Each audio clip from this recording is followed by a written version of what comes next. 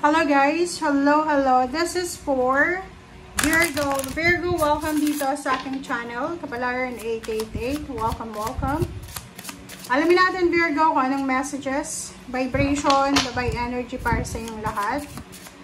This is general reading, so titingnan natin Virgo yung unexpected message, unexpected happenings sa pwedeng mangyari sa iyo sa taong 2026.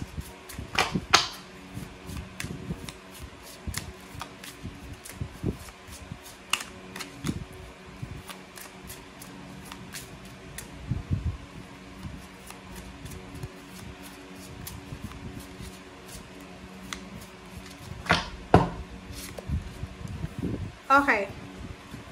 Wait lang guys. Okay, so Virgo. First two cards natin is dog, divine service, and whale, tenderness. So, yung dog na to, sinasabi ng baraha sa atin na yung question sa'yo ng baraha is, how can you serve yourself better? Paano mo paglilingkuran ang sarili mo ng mas better pa? Ikaw yung makakasagot niyan. And second card natin is tenderness. Sinasabi ng baraha na kailangan mong maging compassionate, kailangan mong magpatawad, or kailangan mo din na patawarin sarili mo or ibang tao. Masyado ka bang Virgo na nagkikimkim ng galit, hinanakit, parang ganon. So, you need to be tender. You need to be warm, parang ganon.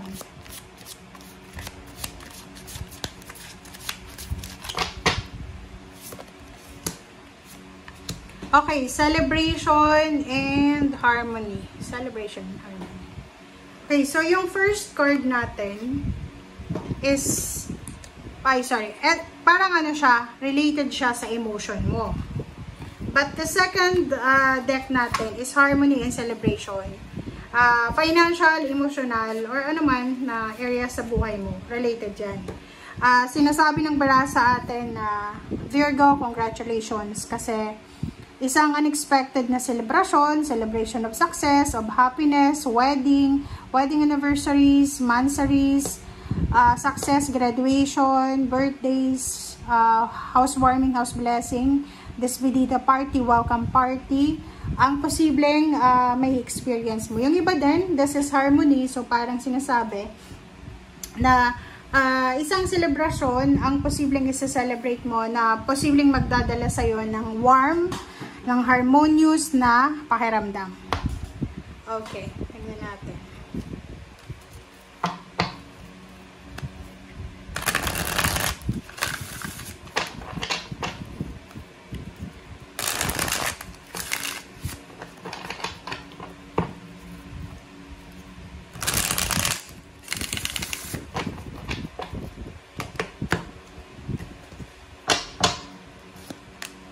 Alright, so first card natin is Judgment, Hierophant, and the Queen of Swords. So, dito sa first three cards, kung makikita mo, sinasabi ng barahan na isang unexpected na desisyon ang kailangan mong gawin sa 2026. Isang unexpected na mentor, na friends, ideas, inspiration. Pwedeng unexpected kasi dog to loyalty So, unexpected na tao na posibleng matutulungan ka niya sa kung ano man na kailangan. Unexpected wedding din, unexpected pregnancy, unexpected direction. So, yung iba sa inyo dyan, uncertainty siya. So, hindi mo sigurado, pero unexpected itong tatahakin mo na direction. Okay, Five of Cups. Diba? So, sinasabi ng baraha sa'yo na Five of Cups, lahat ng mga napagdaanan mo na mga masasakit sa buhay mo, andun ka na sa celebration. Kumbaga, you're moving on, you're starting new. It's either new love life ka na, new source na ng happiness, inspiration. Nakikita ko sure dito, walang regrets No regrets.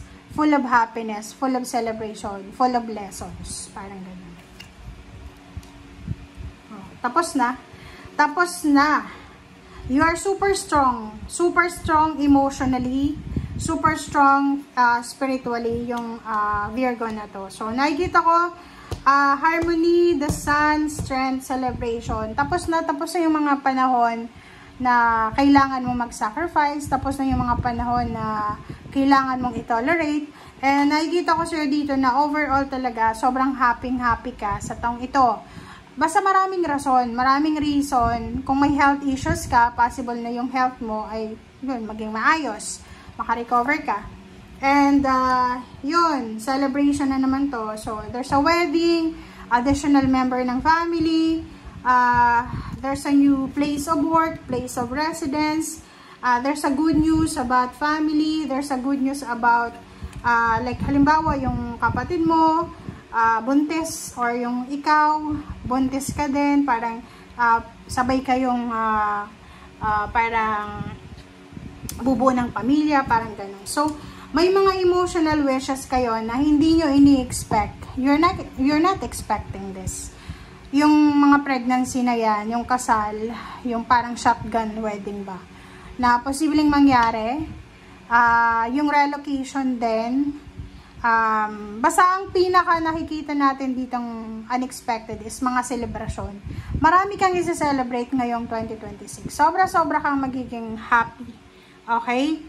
And nakikita ko sa'yo, ang kailangan mo lang daw is you need to be compassionate. And patawarin mo na yung mga dapat patawarin. Okay? Love life talaga to. Love life. There's new love life. Yung mga bagay-bagay na kinakatakutan mo, yung mga bagay-bagay na nagdadala sa'yo ng fear, ng anxiety, ng depression, ng overthinking, ay posibleng magkakaroon ka ng clarity sa ngayon eh. Diba? Halimbawa, ang tagal mong minamanifest yung magkaroon ng relationship. And out of the blue, pagpasok ng 2026, agad nagkaroon ka ng relasyon, nabuntis, nakabuntis, kinasal agad. Meron din dito na, yun nga, loyalty eh. So, hindi mo ini-expect na may isang tao dito na posibleng magiging sobrang loyal sa'yo, na siya ay tutulungan ka niya para makuha mo lahat ng mga bagay-bagay na dapat mong makuha. Yung deserve mo na blessing, deserve na pagmamahal, deserve na friendship, deserve na lahat ng deserve mo ay posibleng makuha mo because of someone na sobrang loyal sa'yo. And kung wala kang karelasyon, isa din sa unexpected is pwedeng makatagpo ka ng tao na sobrang loyal. Sobrang mabait, sobrang loyal, sobrang masipag, and puro lang positive vibes yung pwedeng dala niya sa'yo. Okay, so yan lang yung nakikita natin. Pero kung makikita mo naman, maganda kasi tao na loyal, companions, may mga taong mentor, mayroong celebration, maraming rason para mag-celebrate ka. And emotional happiness, emotional fulfillment, house blessing, house warming, additional member ng family, parang gano'n. So, thank you for watching guys. Bye!